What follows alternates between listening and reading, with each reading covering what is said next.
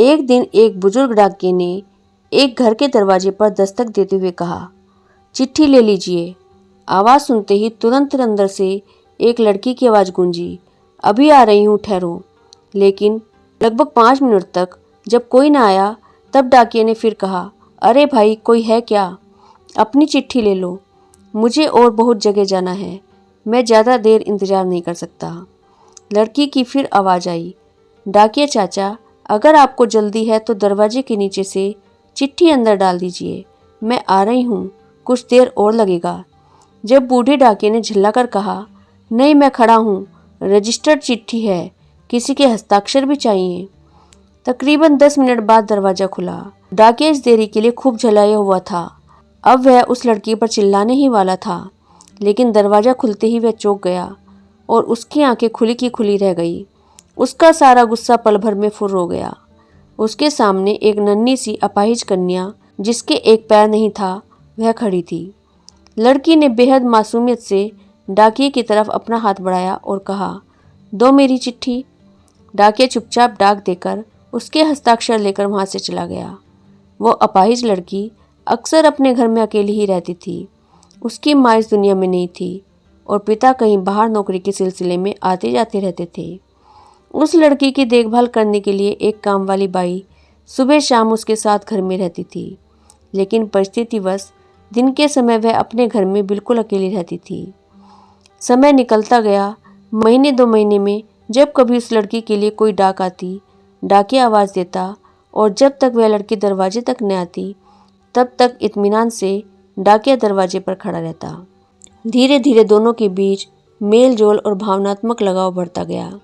एक दिन उस लड़की ने बहुत गौर से डाकिये को देखा तो उसने पाया कि डाकिये के पैरों में जूते नहीं हैं।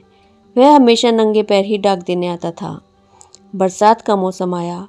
फिर एक दिन जब डाकिया डाक देकर चला गया तब उस लड़की ने वहाँ गीली मिट्टी में डाकिये के पैर के निशान बने थे, उन पर कागज रखकर उन पाँवों का चित्र बना लिया।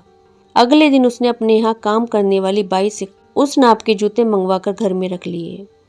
जब दीपावली आने वाली थी उससे पहले डाकिये ने मोहल्ले के सब लोगों से त्योहार पर बख्शिश चाही, लेकिन छोटी लड़की के बारे में उसने सोचा कि बच्ची से क्या उपहार मांगना, पर गली में आया हूँ तो उससे मिल ही लूँ।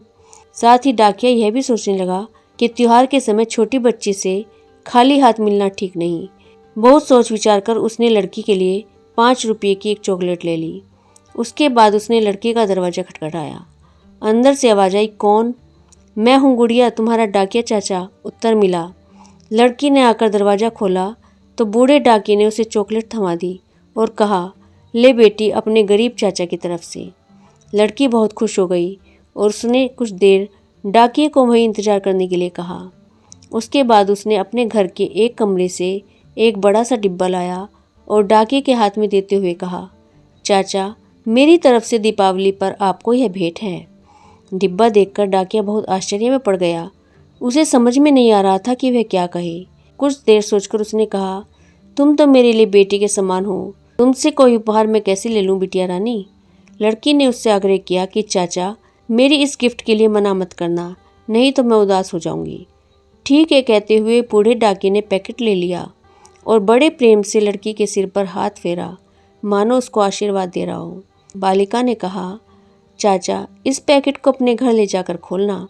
घर जाकर उस डाकिये ने पैकेट खोला तो वह आश्चर्यचकित रह गया, क्योंकि उसमें एक जोड़ी जूते थे। उसकी आंखें डबडबा गई। डाकिये को यकीन नहीं हो रहा था कि छोटी सी लड़की उसके लिए इतना फिक्रमंद हो सकती है।